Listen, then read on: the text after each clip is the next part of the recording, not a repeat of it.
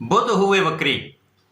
नवग्रहों में युवराज बुध 2 अप्रैल को अपनी वर्तमान राशि जहां पर ये गोचर कर रहे हैं वक्री अवस्था में आएंगे, जिसके कारण समस्त राशियों पर इनका प्रभाव पड़ने वाला है।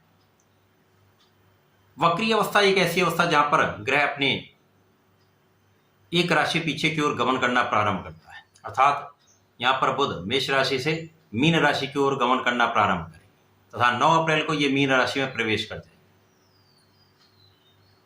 वक्री अवस्था का एक इस प्रकार से भी हम समझ सकते हैं कि जब भी कोई ग्रह वक्री अवस्था में तो उसकी गति मंद हो जाती है, उसका मूवमेंट स्लो हो जाता है, जिसके कारण उसकी क्षमता में, उसके सामर्थ्य में वृद्धि हो जाती है। ये एक श्रेष्ठ स्थिति मानी जाती है, परंतु ये किन किन भाव में बन रहा है उस पर डिपेंड करता है। किस भाव में बन रहा है, किस राशि में बन रहा है, किस प्रकार की स्थितियां, वहां पर किस ग्रह के साथ ये गोचर करेंगे, इन समस्त स्थितियों पर यह निर्भर करता है किस प्रकार का परिणाम प्राप्त होगा। अब चूंकि यहाँ पर मेष राशि में गुरु के साथ है तो अत्यंत श्रेष्ठ अवस्था है, परंतु जब ये 9 अप्रैल को मीन राशि में जाएंगे, वहां पर राहु का गोचर चल रहा है तो राहु के साथ जड़ दोष बनेगा। परंतु यहाँ पर शुक्राचार्य भी होंगे जो अपनी उच्च राशि में होंगे, बुध अपनी नीच राशि में होंगे, जिसके कारण कुछ विशेष लाभ भी मिलेगा, कुछ समस्याएं भी हो सकती हैं, जिनका संपूर्ण प्रभाव समस्त राशियों को प्रभावित करने वाला है। जय श्री गणेश, नमस्कार। मैं आचार्य संजय द्विवेदी, मेरे समस्त प्रबुद्ध दर्शकों का मेरे चैनल पर हार्दिक स्वागत है। आज मैं बुध के वक्री प्रभाव को लेकर आपके सम्मुख उपस्थित हूँ। वक्री काल में बुध का किस प्रकार का परिणाम प्राप्त होने वाला है, समस्त राशियों में किस प्रकार की स्थितियां बन रही हैं,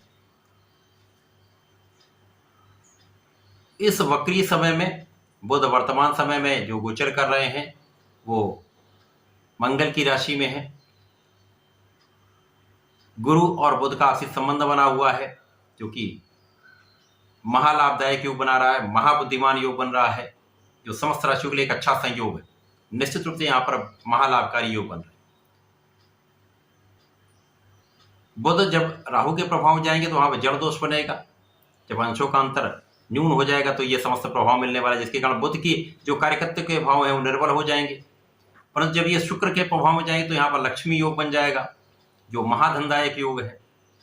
शुक्र चूंकि उच्च के तो महाबलशाली है, परंतु जब शुक्र भी राहु के प्रभाव में आएंगे तो कष्टकारी हो सकता है। परंतु ये अलग अलग राशियों में अलग अलग स्थितियों में बनेगा, उसी के अनुसार ही परिणाम की प्राप्ति हो। आज मैं सिंह राशि के लिए बुध के इस वक्री काल का किस प्रकार का प्रभाव मिलेगा, संपूर्ण विश्लेषण मैं पूर्ण तर्क के साथ करने जा रहा हूं। प्रिय दर्शकों, इस राशिफल को आप अपने लग्न तथा राशि के अनुसार देख सकते हैं। अब सिंह राशि के लिए यदि अवलोकन करें तो बुध यहाँ पर अत्यंत श्रेष्ठ भावों के स्वामी, यहाँ पर धन तथा लाभ के स्वामी, धन तथा लाभ के स्वामी का गोचर वर्तमान समय में भाग्य भाव में चल रहा है, जो श्रेष्ठ प्रभाव दे रहा है। परंतु जब 9 अप्रैल को ये अष्टम भाव में चले जाएंगे तो निश्चित रूप से अष्टम भाव तो त्रिक भाव है, मृत्यु का भाव है, क्षय का भाव है, समस्याओं का भाव है। तो यहाँ पर जब जाएंगे तो निश्चित रूप से यहाँ पर इनके कार्यकर्तों में निर्बलता है। अब यहाँ पर पहले से ही सूर्य का भी गोचर चल रहा है, जो कि ग्रहण दोष में ही होंगे, राहु के प्रभाव में है, तो प्रारंभिक समय में समस्याएं तो पड़ेगी। 9 अप्रैल तक कहीं कोई बड़ी समस्या नहीं है। यहाँ पर गुरु का साथ आपको महाभाग्यशाली बना रहा है, आपके धन में वृद्धि कर रहा है, तो यहाँ पर आप धनवान भी हैं, लाभ भी अच्छे ले रहे हैं, आपकी लग्न भी प्रबल है, आप बहुत बुद्धिमान भी होंगे, आपके नेतृत्व का गुण भी अच्छा रहने वाला है, क्योंकि सूर्य की राशि है, नेतृत्व का गुण जन्मजात होता है। यद्यपि यहाँ पर ग्रहण दोष में होंगे, परंतु सूर्य पर बहुत समय के लिए ग्रहण का प्रभाव नहीं होता है। मुख्य रूप से ये 7 से लेकर 9 अप्रैल के बीच में समस्या अधिक हो।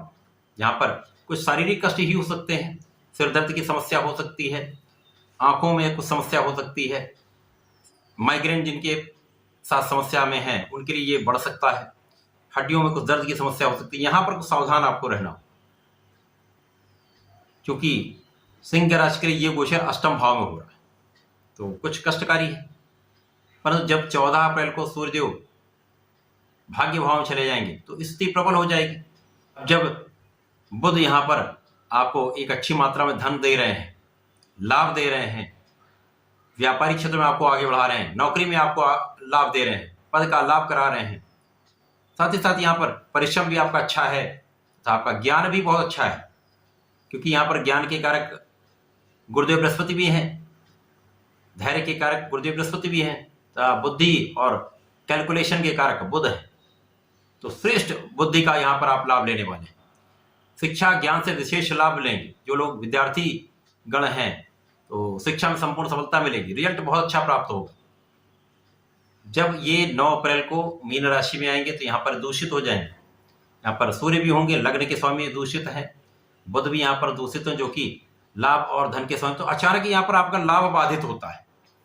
जब लाभ बाधित होगा तो ये कैसे होता है, आपके कार्यक्षेत्र में कहीं ना कहीं कुछ समस्याएं आती हैं, उच्चाधिकारियों से नहीं बन पाती है, या व्यापार जिन लोगों के साथ आप काम करते हैं तो वहां पर कुछ भ्रम की स्थिति आती है, जिसके कारण धन कुछ अवरुद्ध हो जाता है।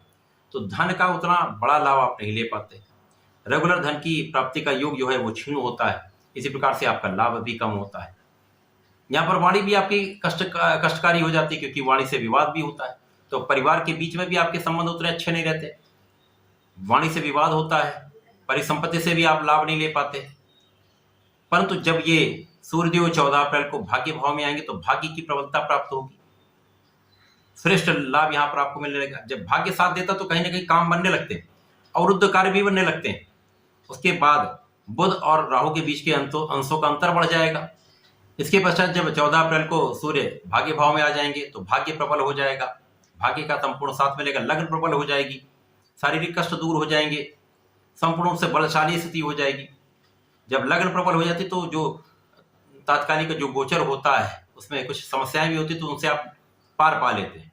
तो यहाँ पर महाबलशाली आपकी लग्न हो जाए। बुध राहु के साथ जड़ दोष में जब तक होंगे तब तक आपके लाभ और धन को बाधित करेंगे, परंतु जैसे ही इनके अंशों का अंतर बढ़ जाएगा तो ये अपनी नीच राशि में जब शुक्र के प्रभाव पहुंचेंगे तो नीच भंग होगा, लक्ष्मी योग बन जाएगा। तो यहाँ पर पुनः आपके अचानक बड़े धन का लाभ आपको प्राप्त होगा, क्योंकि आकस्मिकता के भाव में है, आकस्मिकता के कारक के साथ में है। तो महाधन का लाभ अचानक प्राप्त हो। जो पारिवारिक संपत्ति से आपको लाभ नहीं मिल पा रहा था, जिसके लिए आप लगे हुए थे, कुछ ना कुछ समस्याएं आ रही थी, उसका निस्तारण हो जाएगा, धन प्राप्ति होगी। परिवार के लोगों के बीच में आपका व्यवहार भी अच्छा हो जाएगा तथा आपके धन के मार्ग प्रशस्त हो जाएंगे। इसी प्रकार से नौकरी में अवसर की वृद्धि हो जाएगी। महालक्ष्मी योग का प्रभाव आपके जीवन को आगे बढ़ाना वाला है, क्योंकि परिश्रम यहाँ का बहुत अच्छा रहने वाला है। परिश्रम आपका अच्छा रहेगा, साथ ही साथ यहाँ पर शुक्र आपके कर्म क्षेत्र के स्वामी, तो कार्य क्षेत्र विस्तृत हो जाएगा।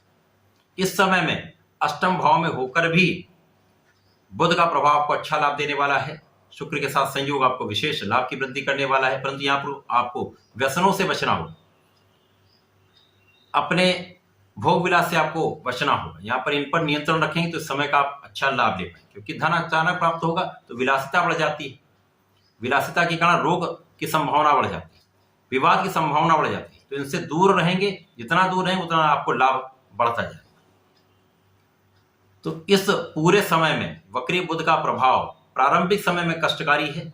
यहाँ पर अचानक ही कहीं ना कहीं धन हानि का योग, धन के बाधित होने का योग कष्टकारी है, तनाव भी है, शारीरिक कष्ट भी रहेंगे। उसके पश्चात जो परिवर्तन है विशेष रूप से आपके लिए अत्यंत श्रेष्ठ लाभ देने वाले, बड़े धन का अर्जन कराने वाले हैं, अचानक ही धन की प्राप्ति कराने वाले। इस पूरे समय में सिंह राशि के जातकों को नियमित रूप से सूर्यदेव को जल देना चाहिए तथा प्रत्येक दिन भगवान श्री गणपति महाराज के शरण में रहकर संकरनाशन गणेश स्तोत्रम का पाठ करना चाहिए, थोड़ा सुनना चाहिए।